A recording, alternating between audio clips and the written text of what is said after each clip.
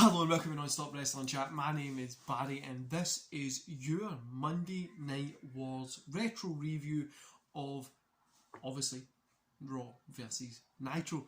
Guys, don't forget to smash that like button, hit subscribe and hit that notification bell so you can get notified when this baldy man uploads to YouTube. So this is the 3rd of June 1996 and let's get it. So we're going to kick off with Raw first, as we always do, and then we'll kick off with WCW. Now, remember, WCW is a 2-hour show here, so they might have a little bit better ratings, but it might not be the best show. So, for instance, if I say it's a 2 stars, but that's because it had a 2-hour show to give me a 2 stars. Raw's only got a 1-hour show to give me 1.5. Is 1.5 in a 1-hour show better than a 2 stars over 2 hours? So, just keep that in mind. Anyway, guys, Raw. Austin versus Bob Holly. Austin gets the win. 1.5 stars here. Still waiting for Austin to be Austin. He's just coming up to getting the stunner in. Still using his old camel kind of clutch finisher thing, whatever it was. This wasn't the best match for Austin here. He was obviously in between characters at the minute. But we know what's going to happen at the King of the Ring 96 when he becomes 316. And goes on to change the wrestling business. Then we get Mankind versus Horowitz. Barry Horowitz, to be more precise, named after my likeness. Sorry guys. Mankind gets a win. I'm not even going to rate this. There's no point really. Goodwin's versus Tenko Team 2000. Goodwin gets a win. It was just there to give the Goodwins a win, really. Jake Roberts versus Hunter Hart Soundsley. Jake Roberts gets the win. 0.5 stars here. This is just weird. Like, I know they were punishing Triple H for the kind of curtain call and the rumours that he was making 196, blah blah blah. But imagine if King of the Ring 96 final was Austin versus Triple H. They put on a killer 35-40 minute match, right? After it, Austin goes up and cuts that promo, the famous 316 promo, which would have been insane and probably would have been even bigger than the Jake Roberts win. But I think him beating Jake Roberts was the best thing to do because it worked to the 316 stuff because Jake was doing like the Bible shit. But overall, I'm going to say it's a 1.5 star show. It was okay, nothing really special. A few good moments. I always love watching Triple H back in, same as Austin, just as he's trying to find his gimmick and stuff like that. So WCW, we got John Tenter versus Big Bubba Rogers. This was a DQ or a count out. I don't know because Tenter grabs the scissors, Rogers runs off, and they never really say it's a count out or a DQ, so I don't really know what it is, but it shouldn't have happened. High Voltage versus the Faces of Fear. Let's just forget this one happened, right guys? We're not going to review this because this should just be clipped out of it, edited out of that show and put away in a vault of never watched wrestling matches. We get Disco Inferno versus Sergeant Greg Pittman. Pittman gets the win. This was just bad for a match so short. How could it be so bad? We then get Lord Steven Regal versus Jim Duggan.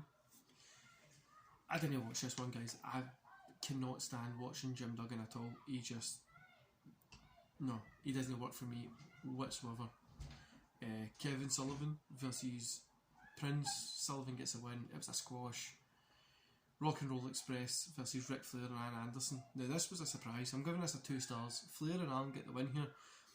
Look, I wouldn't say go to watch this every single day, but it was that old school style of wrestling, which was fun to watch. It has its time and its place, and every now and again you watch it and you're like, oh, that was actually pretty good. That was this.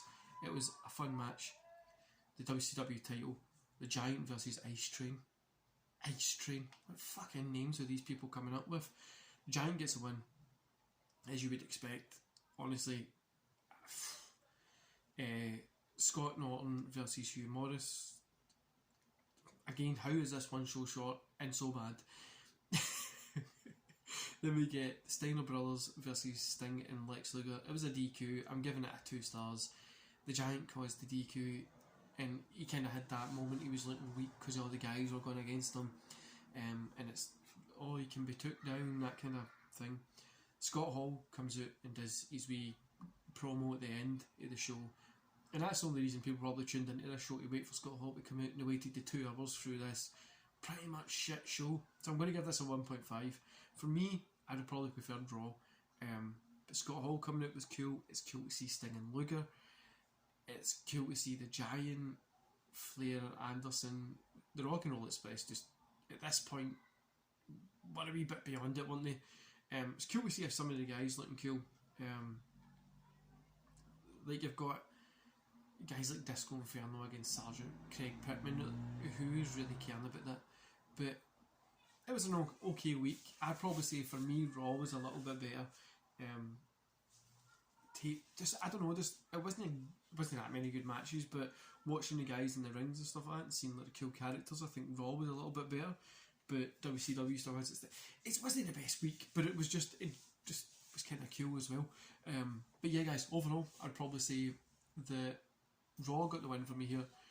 Again, both shows won they really anything. They are starting to lay those foundations heading into the future, where it's going to change the wrestling world. But you can kind of see, so well, I've got you here, WCW, right? You look starting to like John Tenta and stuff like that. But not even in a year, in less than a year, or say in a year, you're going to be getting people like Mysterio against Eddie Guerrero starting. You're going to be getting Jericho against Juvie. You're going to be getting Raven, DDP. These guys in that lower middle card are going to change the game, because it was an insane lower middle card in WCW that late 96, 97, 98, 99 and onwards. But it's really going to be a really insane middle card. But at the minute, we're still getting to that point when we're starting to learn, look, we need to get these guys in here that are putting on killer matches. The Malenkos, the Benoits, the Guerreros, the Jerichos, you can go through the like Conan. It's insane, the list. Then obviously the NWO's coming, and Raw, you're going to have your Austins, your Triple H's, your Rocks, your DX's are all going to be coming, and it's cool to see the formation of them here. The foundations are starting, and it's very cool to see it getting built. I'm really enjoying going back and watching these. Anyway, guys, hope you enjoy the rest of the day. Don't forget to subscribe, and I'll be back to my normal background tomorrow. See you later.